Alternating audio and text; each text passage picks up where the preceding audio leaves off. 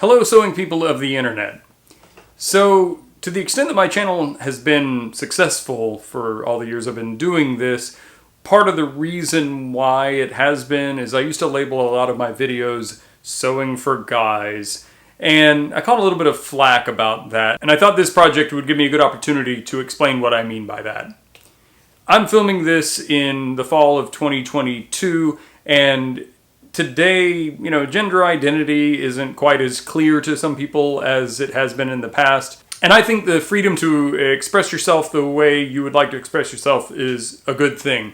Some of our stereotypes that we use to differentiate between people of different genders or races or, whatever category you want to pick are probably not valid. That said, I'm a man of a certain age, and when I am looking for projects on the internet that I want to do, one way to funnel down to things that I'm interested in is to look for things that are of interest to men. If you go to a bookstore, the last time I was in a bookstore, they had categories in the magazine rack: men's interest, women's interest, whatever. Now, being someone who's into sewing, I might find a magazine of interest to me in the women's interest section. Fine by me, I don't care. It just helps me know, okay, well, since I'm into that thing that a lot of women are into, I should go look there for the magazine I want to look at or whatever. So, sewing for guys has always been intended to give guys like me looking for projects that I tend to like to do an easy way to find those projects, and also people who maybe are not guys, who are interested in the things that traditionally guys have been interested in. Which in my case, it's mostly more utilitarian type stuff, maybe with a nod to military gear or, outdoor gear or whatever. So a quick digression into some history. The sewing machine as we know it was invented in the late 1800s, and in the kind of early 20th century was used in industry primarily and mostly by men working in factories. At some point, sewing machines for home use started to become available, and for some reason all of the marketing seemed to be oriented at a female audience. I've got several old sewing machine manuals from the 50s, 60s, and 70s even that refer to the sewing machine being everything for the woman who sews, I think was the quote that I remember. And there's always, in my lifetime, there's always been this stigma that sewing is something that is primarily enjoyed as a hobby by women. I consider myself to be an advanced enough human being that I don't think that we should tell anybody what they should enjoy or shouldn't enjoy. But if someone was considering taking my lunch money, for example, if I told them that I own 31 sewing machines, I wouldn't expect them to cower in fear and decide to go find an easier target. The stigma exists, or has existed, and probably to some extent still exists. And a lot of what I've been trying to do with this channel is help erase that stigma and make sewing something that anyone can enjoy, whatever gender they are. I mean, it's really irrelevant. You use your hands and your feet and your brain and your eyes to sew. The gender shouldn't matter. So on that note, I thought that it was time for me to make another manly sewing project. Not many people exude toxic masculinity to the extent that I do, and I wanted to give less manly people an opportunity to show how manly they are by sewing something manly. Or you could just shave your head and grow a beard. I think I found the manliest sewing project of all. Altering my friend's daughter's Halloween costume princess dress thing. The reason this is the manliest project I can think of is if you're confident in who you are, you don't need to prove it to anyone, and you can just do things and don't worry about what people think. So that's what we're going to do today. Quick disclaimer, I don't know anything about altering clothes. My friend has already pinned this where she wants it shortened to, and I'm just going to sew it there. It's a Halloween costume, it's not a prom dress, so it should be fine. Let's get started. In keeping with the manly theme of this project, I broke out the mighty Singer 348. And this is me thinking I'm turning the camera on when I'm actually turning it off. So I missed the first attempt at sewing this together, and I realized I was going about it the wrong way, so I had to do some seam ripping. Thanks, buddy. Do you want to help?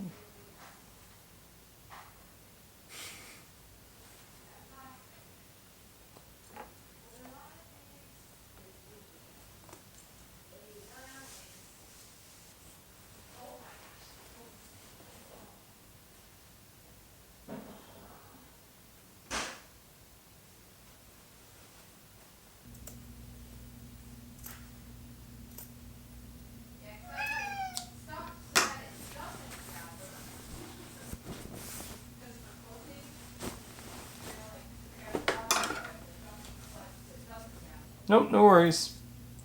I have a backup plan, I think. Just take it to an alteration shop and just pay for it. I'm gonna try something.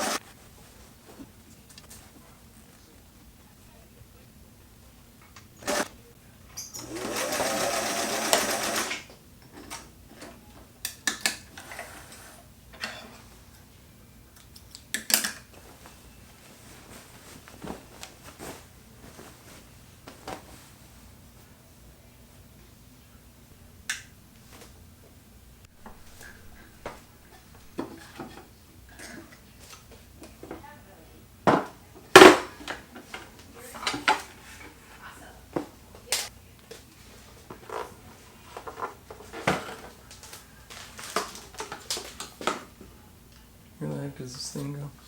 The front, just think. It locks into something.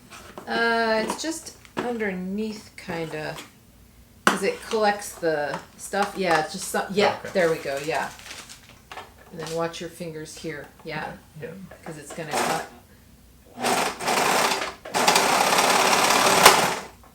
Oh, broken needle. That's a good Oh start. Jesus. Okay, so maybe it needs.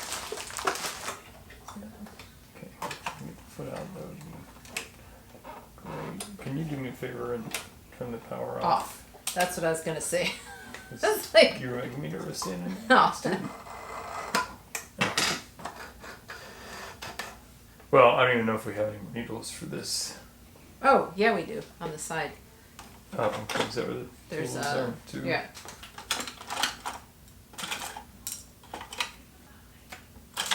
This one has needles. Okay.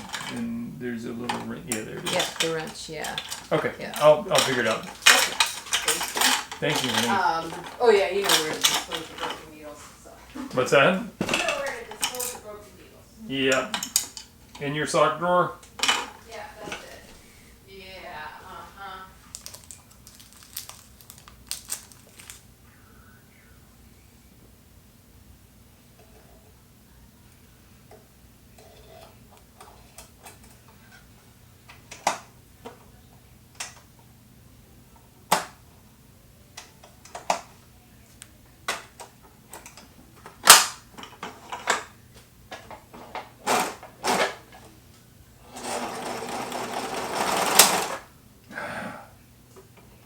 Alright, well I guess I'm not using the serger. Oh, sorry, honey.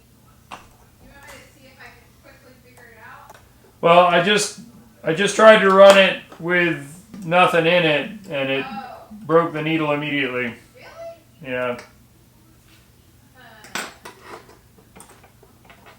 Oh, well the needle apparently fell out too, so that might be part of the problem. Oh.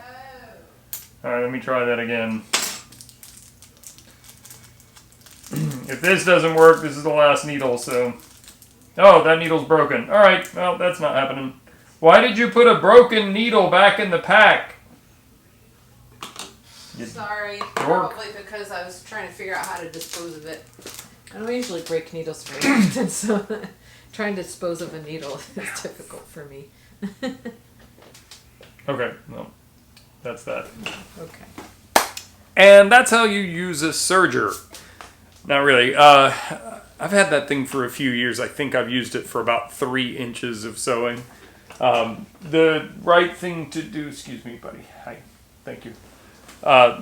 If this were a permanent thing, the right thing to do, I think, would be to serge it. That's how this was put together. I got into this more than I meant to. I thought this was going to be a lot quicker, but I know nothing about apparel construction. Come on, do you want to come over here? Come on. Do you want to sit on my lap? That's my boy. I know nothing about apparel construction. And so looking at this, I think what they did was they sewed it together probably with a gathering foot. I don't have a gathering foot. And then serged it afterwards. So I just gathered it by hand, as you saw. That worked fine. The dress looks as good as it did, only shorter. And I was going to serge it just to be extra, but that didn't work, as you saw. So this was fine. It's probably going to get worn once. So anyway, the point of all that is you can sew anything you want, no matter what your gender identity is, and who cares? And I'm super manly, and don't try to take my lunch money. Right, buddy? I hope you got something useful or entertaining out of that. If you have questions or comments, post them in the comments section below. Keep it friendly. If you're not already a subscriber, I'd love it if you would subscribe. I'm sorry. Hi. You know the deal.